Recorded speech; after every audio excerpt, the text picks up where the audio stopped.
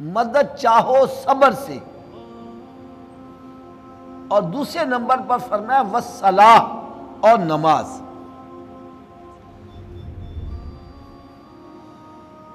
شہداء کرام کا ذکر کرنے سے پہلے دو باتوں کا ذکر کیا، ایک تو صبر کا دامن اپنے ہاتھ سے نہیں چھوڑنا، اور دوسرا نماز میں کوتاہی نہیں کرنی۔ اب آپ حضرات نے خود ہی چیک کرنا ہے کہ کون ہے جو شہداء کرام کا ذکر کرتے ہوئے ان دونوں باتوں کی پابندی کرتا ہے، اور کون ہے جو شہداء کرام کا ذکر کرتے ہوئے ان دونوں باتوں کو پس پش ڈال دیتا ہے۔ ایک آپ کو بڑی ایمان افروز بات سناؤں۔ حدیث مبارکہ میں آتا ہے کہ قیامت کے روز مسلمان سے سب سے پہلا سوال نماز کا ہوگا۔ کون سا ہوگا جی؟ لیکن یہاں پر صبر کا ذکر پہلے آیا ہے، نماز کا ذکر بعد میں آیا۔ استعینوا بالصبر والصلاۃ، بڑی مشہور آیت ہے، 153 نمبر سورہ بقرہ کی آیت ہے۔ یہاں پر صبر کا ذکر پہلے آیا ہے، نماز کا ذکر بعد میں آیا۔ ہونا تو یہ چاہیے تھا کہ پہلے نماز کا ذکر آتا، بعد میں صبر کا ذکر آتا، لیکن علماء کرام فرماتے ہیں رب تعالیٰ نے صبر کا ذکر اس لیے پہلے فرمایا کہ جب بندہ بے صبرہ ہو جائے گا اس کی نماز بھی نہیں ہوگی، کوئی عبادت ہی رب تعالیٰ کی بارگاہ میں شرف قبولیت کا درجہ نہیں پائے گی جتنی دیر تک اس میں صبر نہ ہوگا۔ میں مثال آپ کو دیتا ہوں، ایک بندہ روزہ رکھ لیتا ہے، کیا رکھ لیتا ہے؟ اب روزہ رکھ کے شور مچا رہا ہے، اوے آج تے روزے نے کڑاکے کٹ دیتے نے، او میں تے بڑا روزہ لگ گیا یار میں تے پل کے روزہ رکھ بیٹھا ہوں، میں تے آئندہ نہیں رکھاں گا۔ آپ ایمانداری سے بتلاؤ، اس طرح بے صبرہ ہونے سے اس کا روزہ قبول ہو جائے گا؟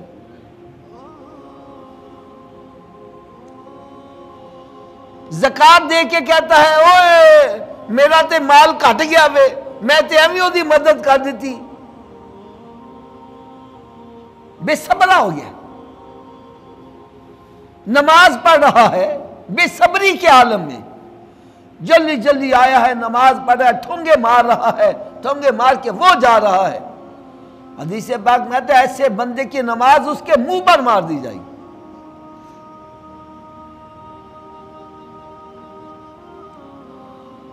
روز حج کر رہا ہے، حج میں بے صبرہ ہو جاتا ہے، بھاگم دوڑ پڑا ہوا ہے، لوگوں کو پاؤں کے نیچے کچل رہا ہے، بے صبرہ ہو گیا، پتہ نہیں کیا ہو جائے گا۔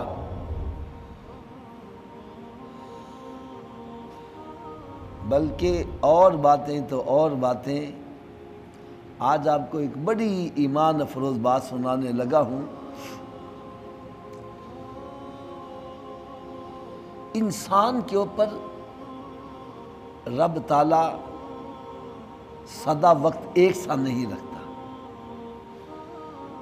اس کو اللہ تعالیٰ خوشی بھی عطا کرتا ہے اور غم بھی عطا کرتا ہے۔ کامیاب انسان وہ ہے جو ہر حال میں صبر کرتا ہے، ہر حال میں اللہ تعالیٰ کا شکر ادا کرتا ہے۔ لیکن یہ آپ کو شاید 100 میں چند ایک بندے ملیں گے جو خوشی کے اندر یا غم کے اندر ثابت قدم رہتے ہیں۔ بڑے بڑے بندے میں نے دیکھا جو لوگوں کو صبر کی تلقین کرنے والے، جب ان پر کوئی مصیبت آن پڑتی ہے بے صبر ہو جاتے ہیں۔ کوئی رو رہا ہے، کوئی گریبان پھاڑ رہا ہے، کوئی چہرہ نوچ رہا ہے، کوئی سینہ کو بھی کر رہا ہے، کوئی واویلا کر رہا ہے۔